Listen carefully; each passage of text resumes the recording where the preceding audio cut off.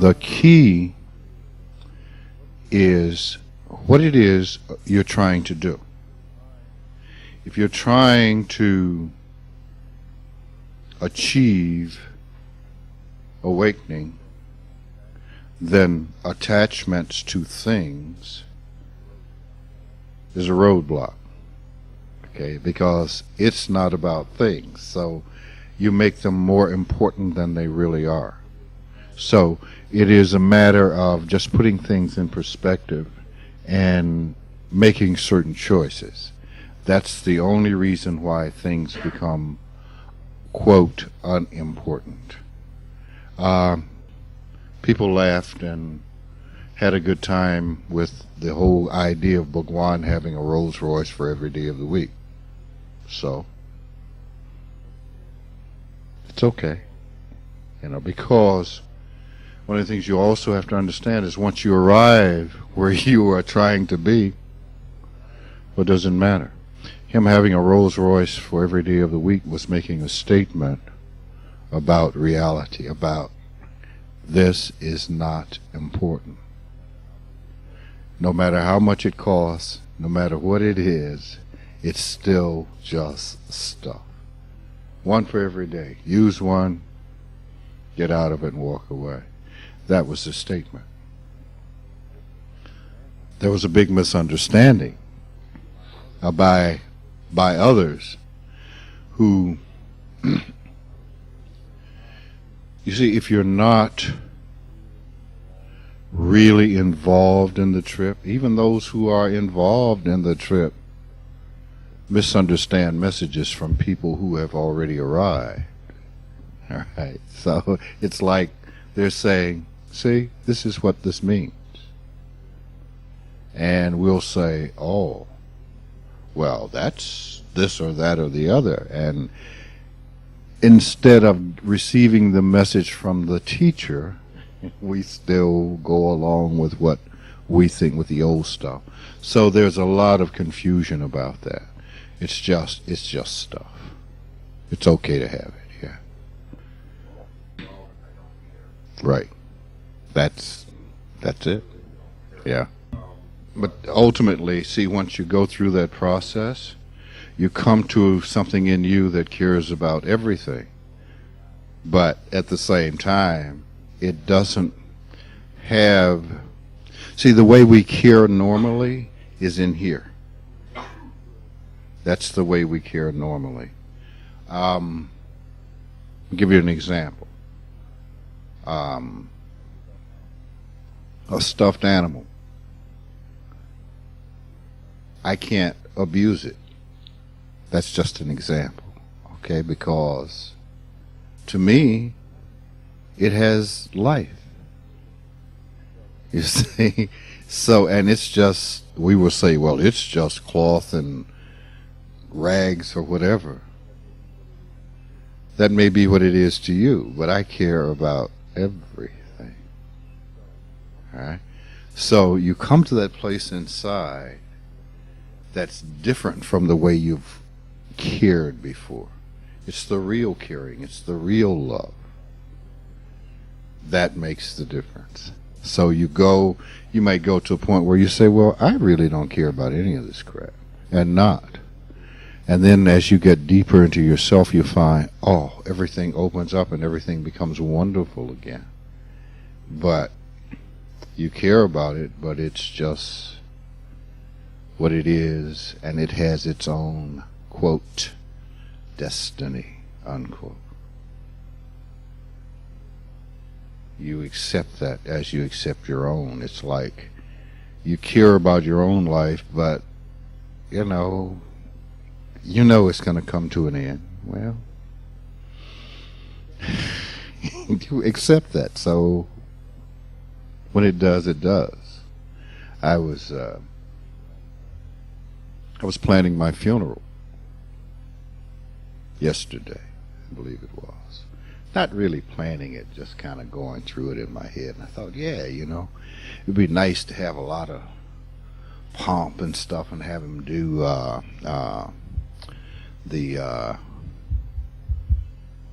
what was it, the High Mass? What is that? That classical piece? Is it Verdi's? Can't remember. But see, you'd have to start it off with the blues and work through the rock and roll into the jazz and into the, it's like, yeah. But it doesn't matter.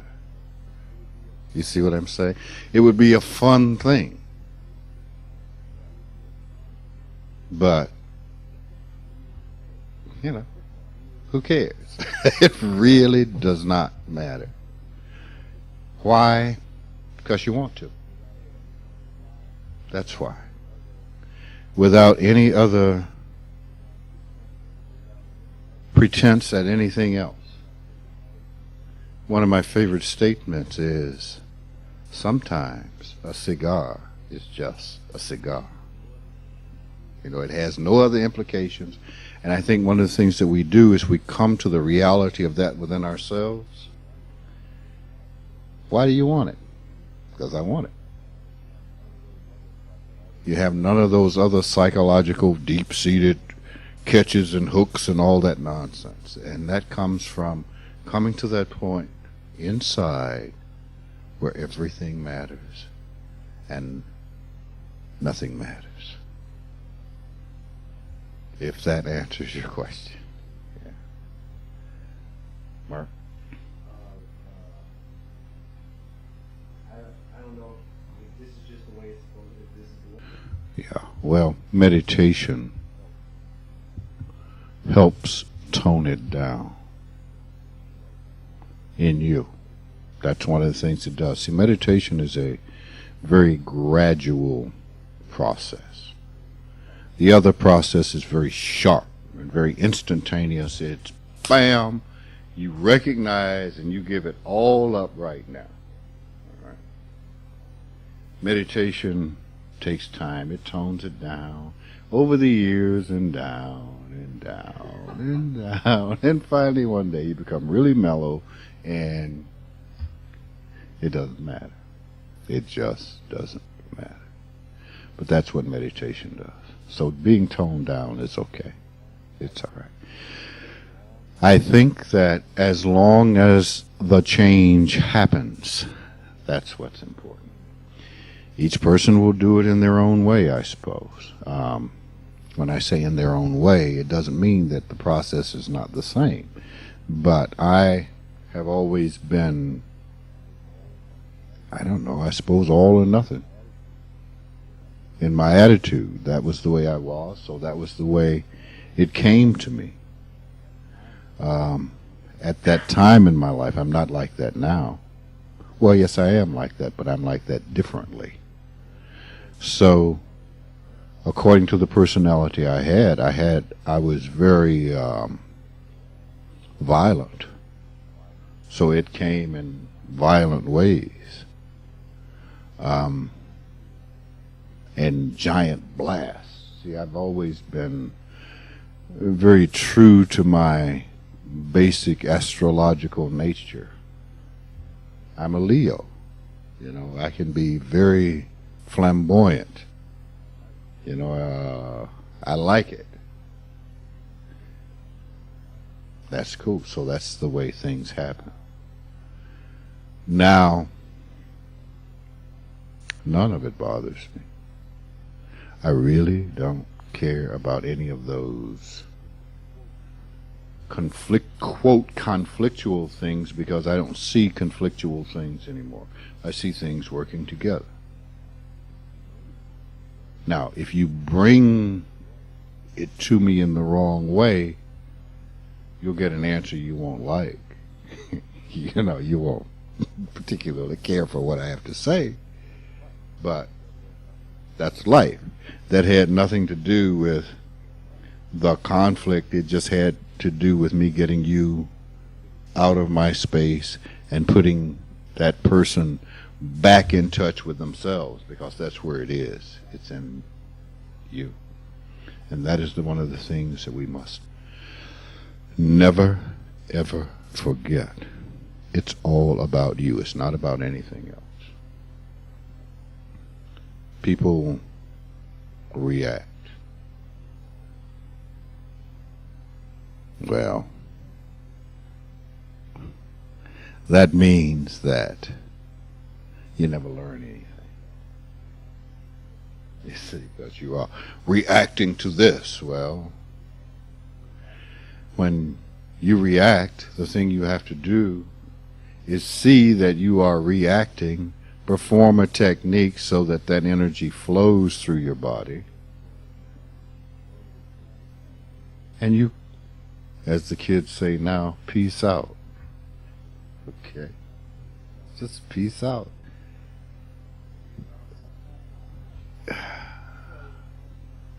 Different situations are going to bring things to you differently. You deal with it for what you are, and everything will be all right. Will be all right. And I say deal with it. It is in you. One of the things that is very, very important that we absolutely must learn is to quiet our minds. To quiet it. That is, quiet it from all the disturbance that we're making. You can. It's very easy to see why communications is such a large problem in the world. Because everybody's talking in here. We're talking, we're making all this noise in here. How can you communicate? You don't even hear what someone else is saying. Well, I know what you're saying. No, you don't. That's why you stop. You calm your mind. We do the same thing with the actions. Oh, I know what they're doing. No, you don't. The key factor in this world is I don't know. Let me stop. Let me look at it. Let me talk to it.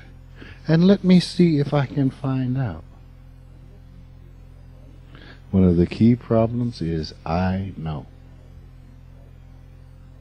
After a while, when you come to a point of clarity, you know.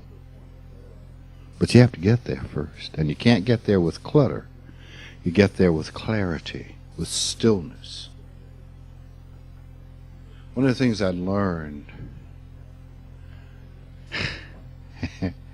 is it's been a long time since I've really been around people outside of our group. And last night at Wayne's party, I found that when you look at people with still mind, they get nervous because your eyes become still. And you're looking at them and they start fidgeting. As I say, you're staring at them, but what you're doing is you have clear mind so that you can hear. Your eyes tell the tale. What's happening? This way, that way. I'm thinking about the future or the past, or back here. If my eyes roll back in my head, I'm dead, actually. But so it was very interesting again to watch this phenomena or become aware of this thing again. Still mind is important. You cannot, I repeat, cannot hear, cannot see when you know.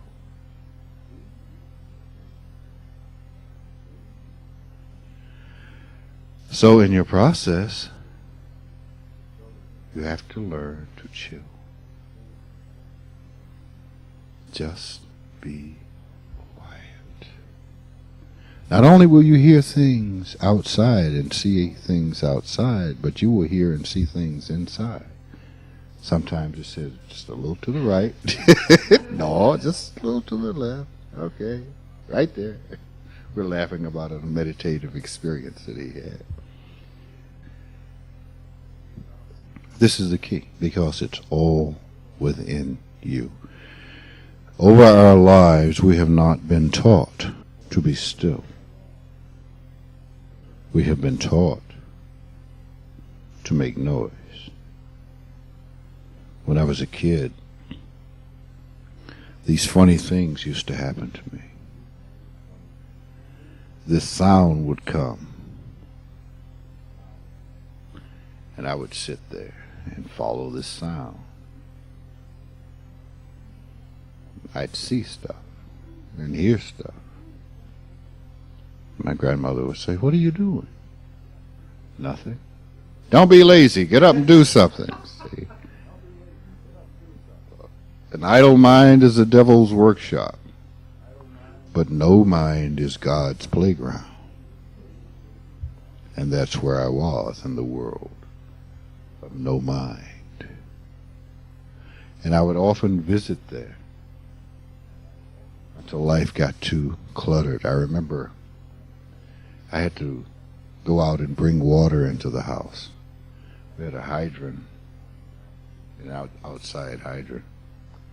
And I remember one day going to the hydrant and turning it on, and this sound came.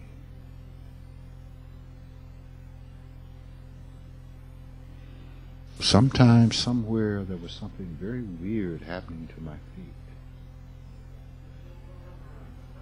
I came back about 10 minutes later, the whole yard was flooded. I was standing there with my hand on the faucet like this. Had just gone away.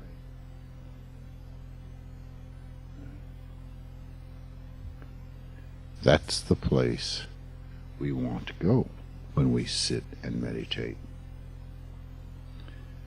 It calms the mind. After a while, you learn to manipulate in that attitude. If we have not calmed the mind, we have not yet succeeded in the first step. Other things have minimal effects. But if we have not brought this under control, and I might say control now, I don't mean traditional ways of control. I mean where everything is peaceful and good. I mean, under control is not a force thing. You can't do it that way. That may be why we have the problem. We try to grab hold of it and control it. Well, if you do that, then all you're focusing in is this rigid thing. And now you're in worse shape than you were in the first place. We do it by understanding it, by recognizing what we see. And then change. Immediately do something else. Do it differently, because you are creating a different action. That's the way it is. That's the way it is when you have an idea in the proper manner. Okay, it's just there. You are inside of it looking out, and you see all this stuff. You may not know how to translate it all at first, but it's all there. I would say, okay, internal dialogue and thought. Well, let's say that is pure thought, to distinguish it from everyday thought. It may be pictures, it may not. It may be this kind of weird thing that you just know. It's not words, it's not pictures, it's this weird thing. It's pure thought. Okay? Yeah. You understand? Pure thought. Well, with thought, you have words. Okay? But what I'm saying is that the picture, when you see the picture from the inside out and you see the whole thing, this is pure thought. It's just an interpretation by your pathways of what that means. If it's just a bam.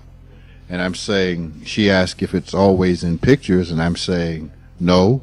Sometimes it's in this weird thing that it's not pictures, it's not words, you just know. You just know everything there is to know about it. It's a very strange thing. And the thing is that I'm saying to you about that is that you must resist your inclination to categorize that. Just let it be. It's just what it is. It's one of those inexplicable things, because that's what natural phenomena is at its root. It's inexplicable. You can't, there's nothing you can say about it. It's just there, whatever it is. Let's call that pure thought. It is thought, but thought different than fuzzy thought. Thought with all these words and crap hanging off of it. That's thought, but it's not pure. Right. Right. And even, if you try to, when you start not explaining the thought itself, but when you start talking about what it brought you, you can talk about that. You can't talk about what it is, though. You can say, oh, you'll be sitting, I don't know, trying to figure out, let's say, a computer program. You say, oh. You can't explain what it is, but you can write the program. Does that make sense? But that's one step removed. But you have to be clear to be able to do that. To know things that you can't know, you have to get involved. And all of a sudden, oh. But you have to get involved with the right mind, with the right attitude. That's absolutely important. Again, it was very interesting, Wayne's party. It was very interesting for me last night. It put me in a situation I had not been in a long time. It put me in a situation where people deal from their perspective very clearly, because I think most of the people there were very highly educated. And their world was very clear for them, except it wasn't, and it was real easy to let the phantoms be there. There was one person who really talked a lot. Well, it's all right. Just go ahead. I have nothing. I have no interruption. There were times when people glanced at me like, yeah, okay, what can I say? So we let the phantoms be there. Unless someone wants to know something, you tell them. If they don't want to know, you don't. One of the things you find, particularly in being social and looking for, quote, mates, we get in a hurry.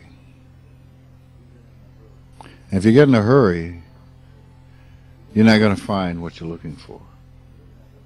You see, because we'll accept whatever comes along. It's like Boy George said when they asked him the question, George, what do you like? He said, I like anybody that likes me. It doesn't matter. So, but there's something wrong with that. When you're looking, when you are on a trip and there's something you want out of yourself.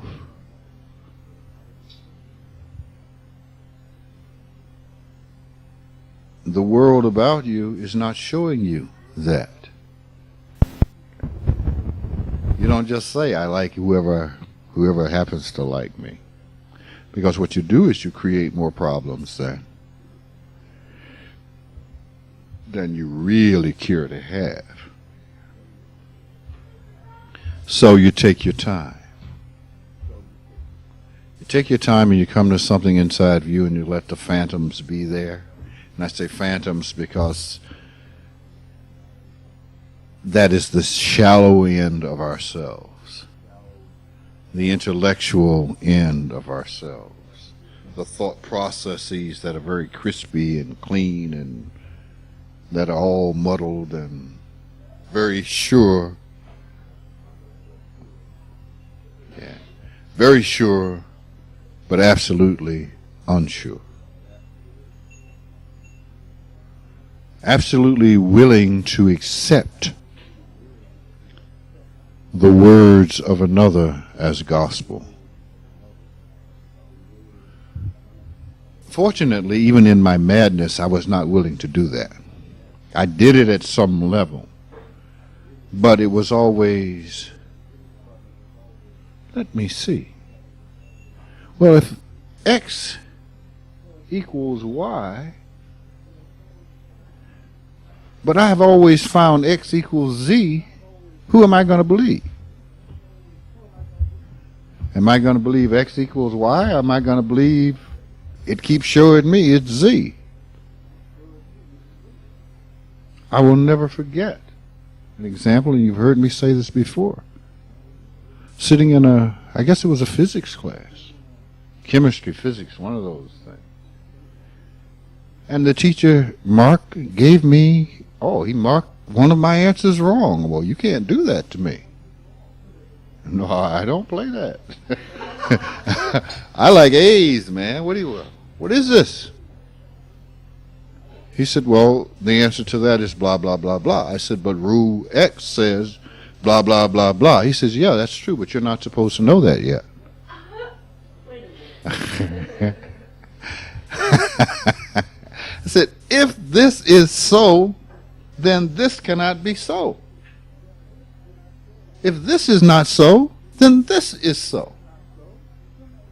Yeah, but you're not supposed to know that.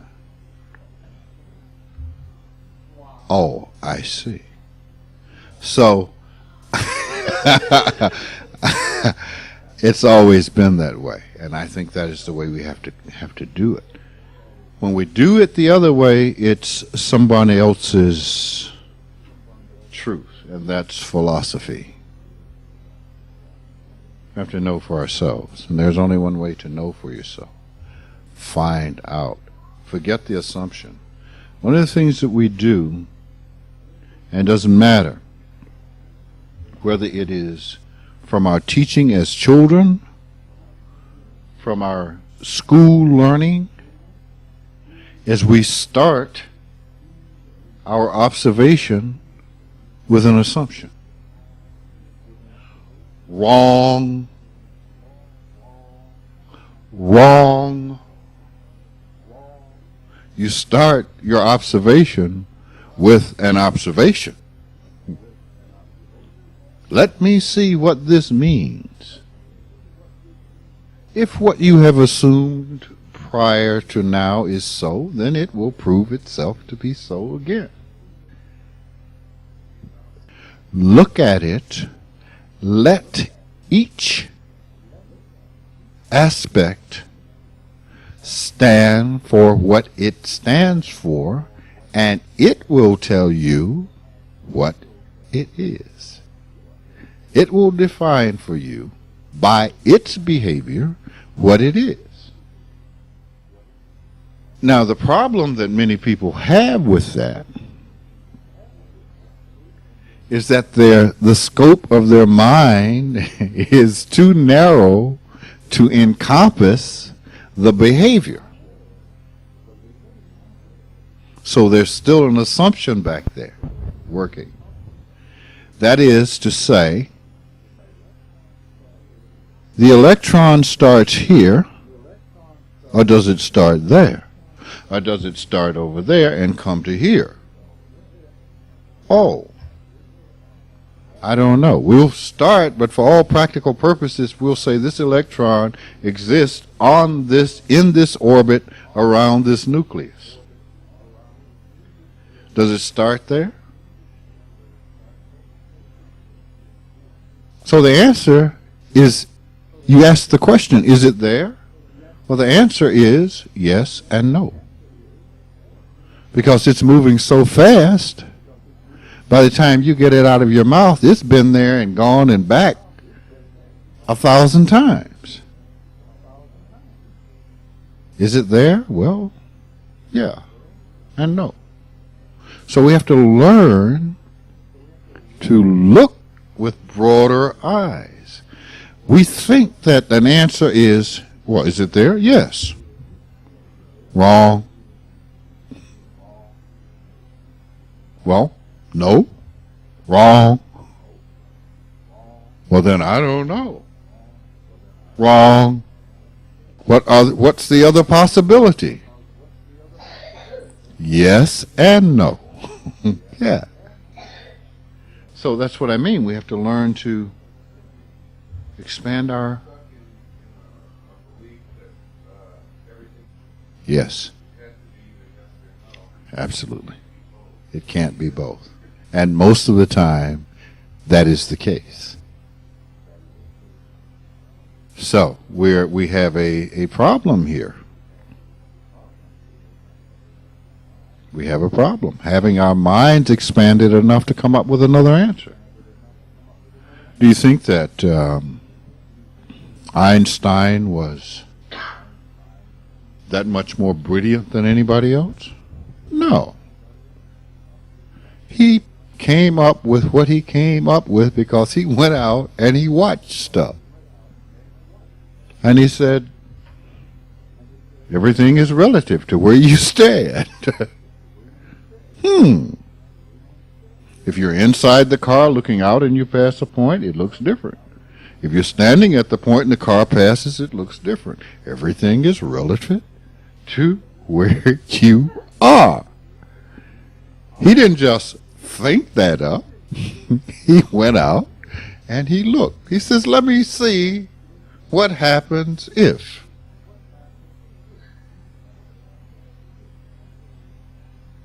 One day, Newton said, oh, I wonder if I stood on this hill and this boat passed and I dropped a rock, would it hit the boat? Dropped a rock, boat went,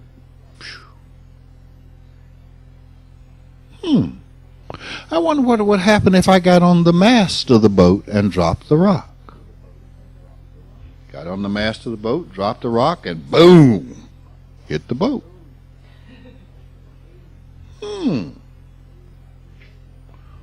Why do that happen?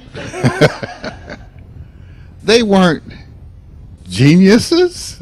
They went and they said, let's see what happens if. Let's let it decide. It's when you look at it, the rock is traveling at the same speed as the boat. This way. So when you drop it, it is all a part of the same system of speed. It'll fall right at the base because it's going at the same speed like so. But if you're standing on a cliff, it's going at the speed of the cliff, not at the speed of the boat.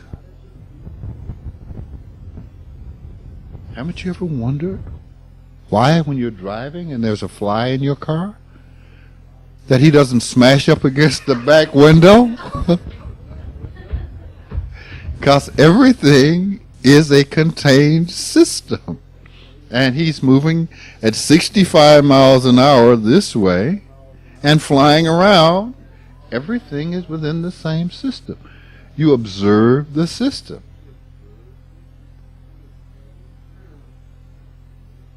You got all these bugs smashed on the outside, and this guy is just... You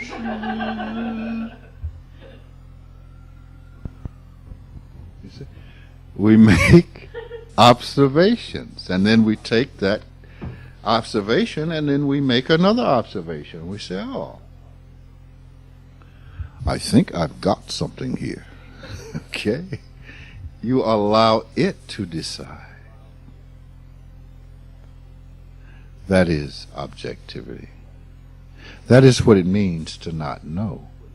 That is what it means to calm your mind. Because if you don't calm it, you've got all these assumptions. You're going to start with an assumption that you assumed or that you took when you were a child, or from your teachings in school, or from this or that or the other. I used to wonder why my teachers were so dumb. Oh, please, never more like that.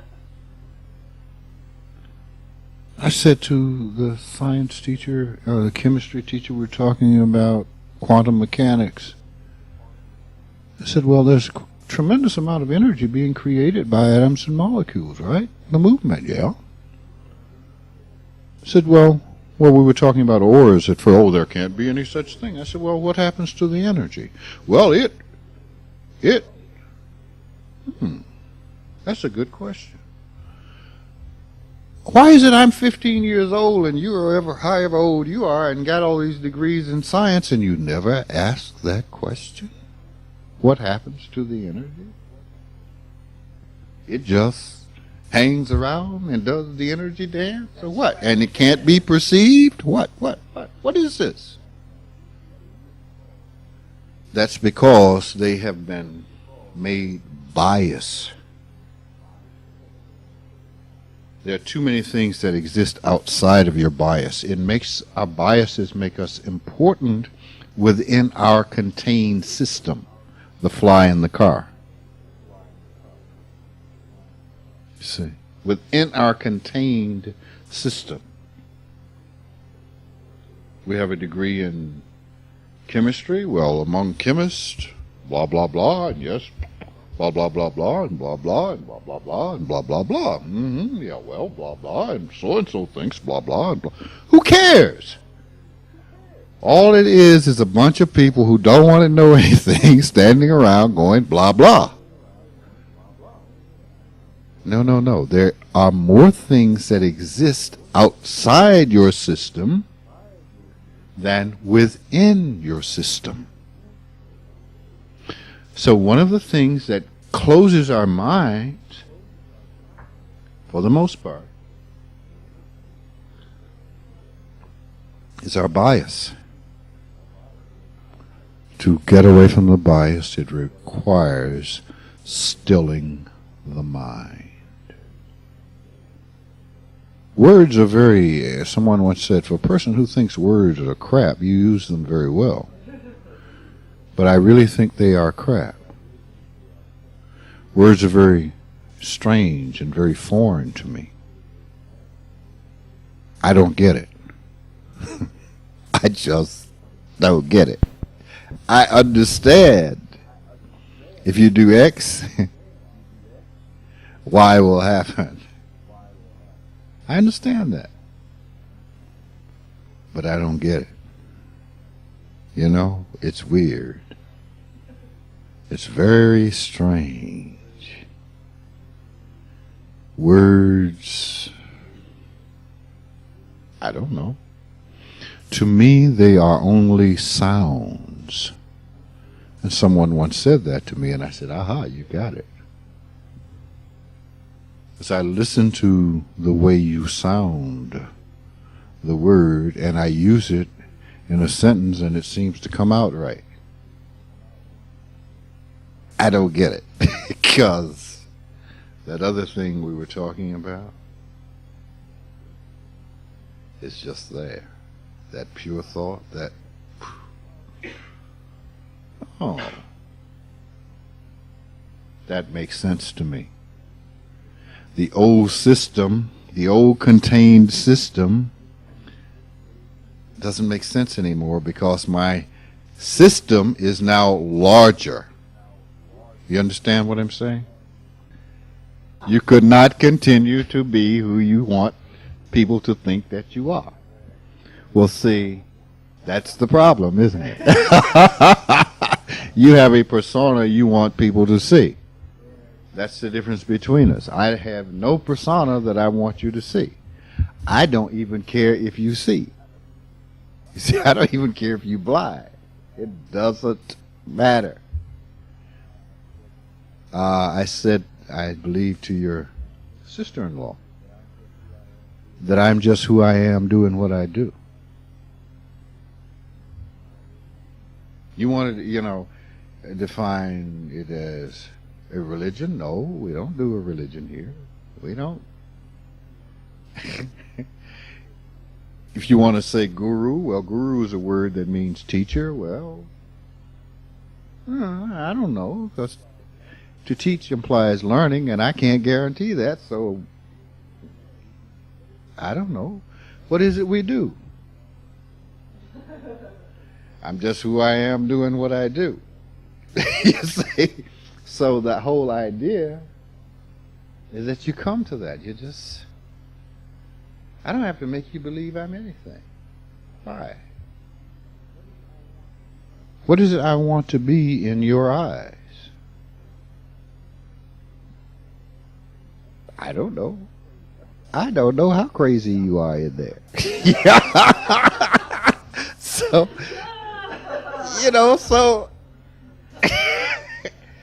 what do I know? All I know is I am what I am. And I see that those outside of me try to be who they're not. And that makes them have problems. I know that. And I know that because I was one of the people who tried to be what they were not and had problems. Being who I was not allowed me to murder. Because it's all right. It's all right. It's war. Yeah, it's okay. No, it's not. Cold-blooded murder is cold-blooded murder. I don't care how you fix it up, how you do whatever you do. You have to say to yourself, oops. Okay. Yeah. Well, what are you going to do about it? There's nothing you can do about it. See, that's when we start to surrender. When you start to realize there's nothing you can do. There's nothing I can do about your opinion of me. Nothing. So, if there's nothing I can do about it, why not just be me? Why not yank your chain a lot? Why not feed you information this way and then all of a sudden start feeding you information another way? There's a point to this. There's a point to saying, you don't know. Stop knowing. See, that's the point. Say, but we can never figure you out. Well, and I'll get you one day. No, that's the wrong answer. If you can never figure me out, stop. Try. Sometimes a cigar is just a cigar. That's a coloration. You're putting a coloration on something that's a little more pure than that. Could be, could not be. See, that's something you're going to have to work through. I'm simply saying that Bhagwan, as you would think existing, does not exist anymore. Okay? That's about best we can put that. So you have to work through that one. Okay? It's not exactly like that, but you'll work with it. Work with it. It's a little different than... See, that's why you have to get to the point where you observe the things that go on inside of you, where you can distinguish very subtle things, very subtle assumptions, very subtle. They're not really...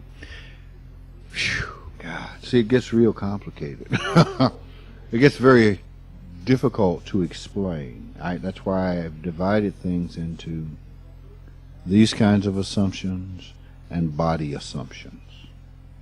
One is in terms of an action that will feed information back to you that is a part of a thought. One is just a thought. I'm talking fuzzy thought. Okay?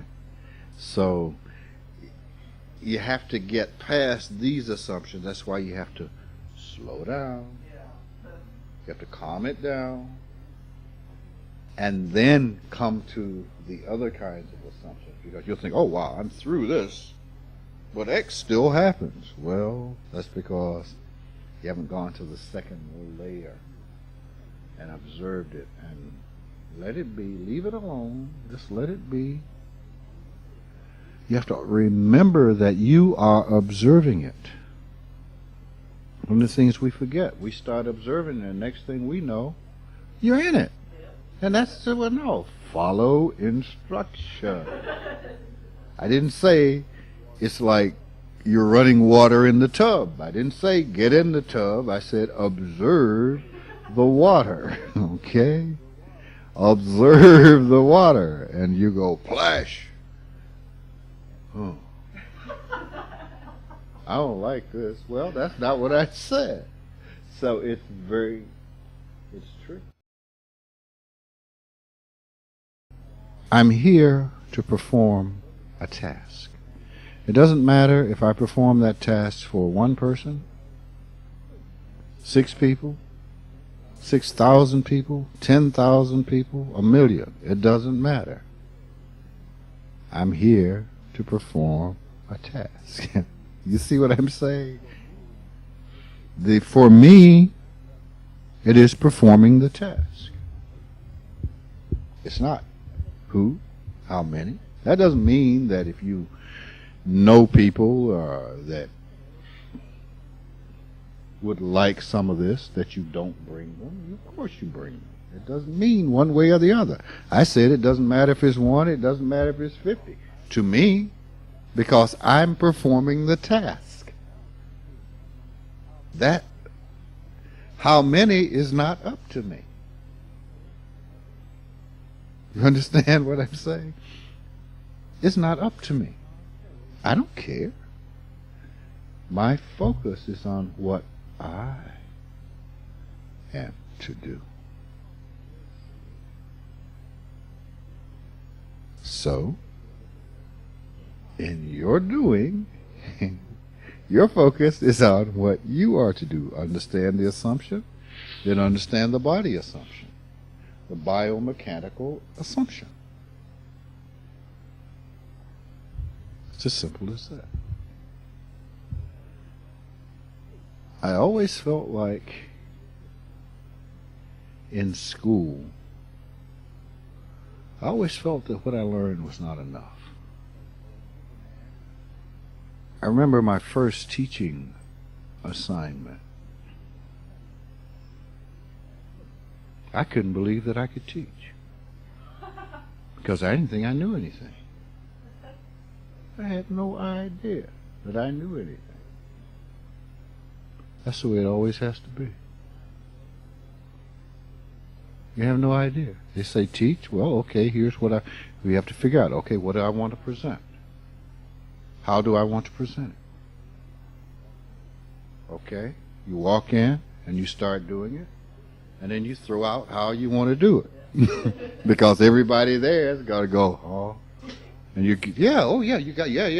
Oh, duh. Well, yeah.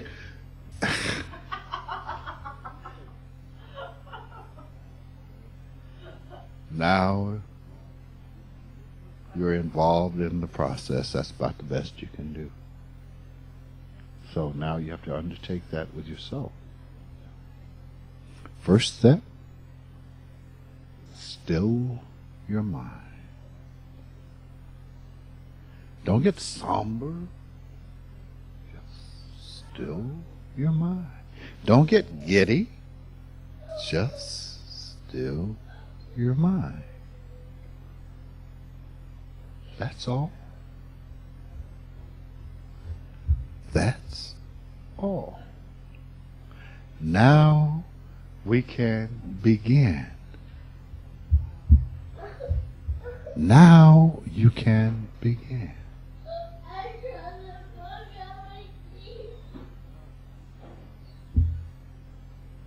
But if you don't do that,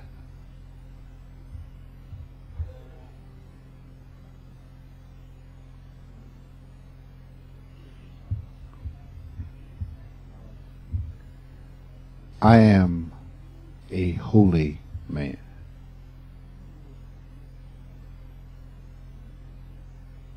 The meaning of that is I do not fractionalize myself.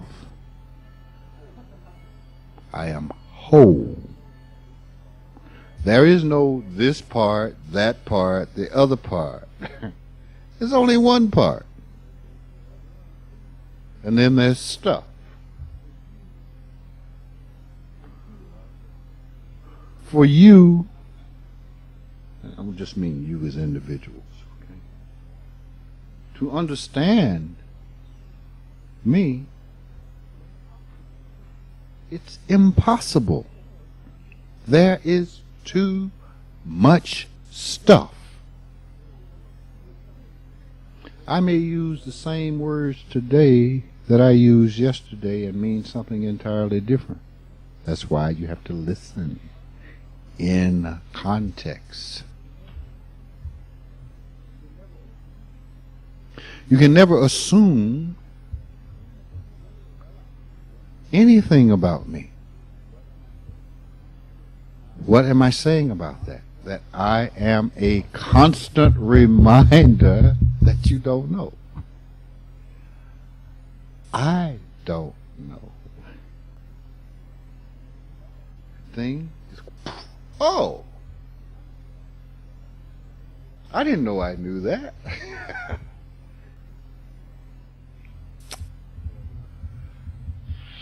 There is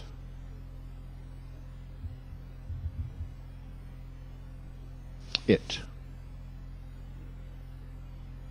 Now, I say it simply because that's nothing you can say, really. And I'm just defining that there is something. That's why I say it. Okay.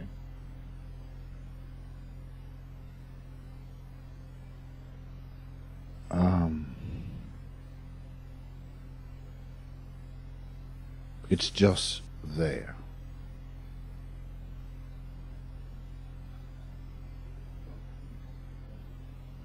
We keep having to make ourselves comfortable, and I'm saying that the proper position in the world is not being comfortable. And I don't mean sitting in a chair. That's not what I mean. I mean, we have to accept that the nature of being is non-stagnant. That means it's transitory. It keeps moving and changes and folding and moving and moving and moving.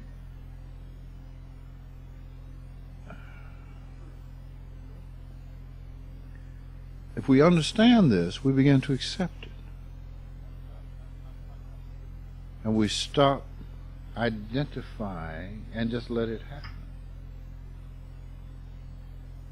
Just let it happen.